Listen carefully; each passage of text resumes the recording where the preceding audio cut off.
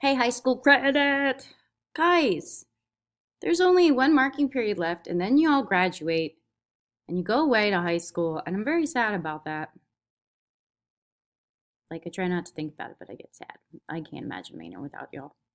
Anyway, if you are one of my virtual learners and I haven't seen your face once this year, I think it would be a very great idea if you switch to face even for like the last marking period.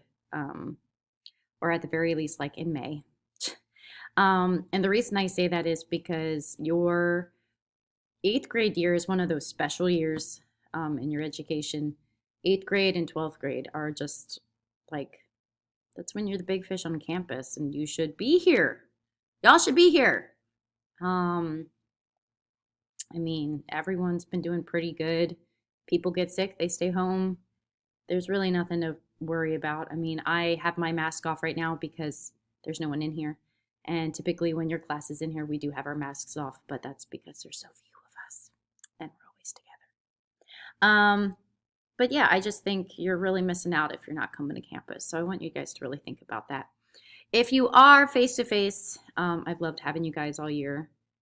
It's just, I can't believe that y'all are eighth graders. I was thinking this spring break about when y'all were in sixth grade and how tiny y'all were. And now I walk behind y'all in the hallway and you're all taller than me. Probably even Keyshawn, you're probably taller than me now. You and Darion. It's so weird. Anyway, so I want to talk about what we're going to do for the last 4 weeks of the marking period. Or not 4 weeks, last marking period.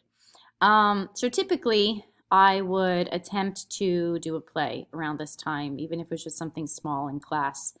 But because of the fact that we don't really get to perform, and that really sucks, I want to kind of switch gears and still have you guys do some forms of acting. But what I really want to do is give you guys the opportunities to focus on the areas of theater that you really, really like. So this week, I'm giving you the same project that I'm actually giving to my Theater Ones and Theater Twos. It's a TikTok challenge, and I hope you guys enjoy it. But after that, we're going to move on, and we're first going to do a monologue unit. The monologue unit is very helpful for any of you that do like acting, that want to go on and do it in high school or as a grown-up, or even if you want to go on and do it in college. Any good actor worth their salt that is, in the depths of acting and actually like trying to get auditions has a monologue or two that they have memorized.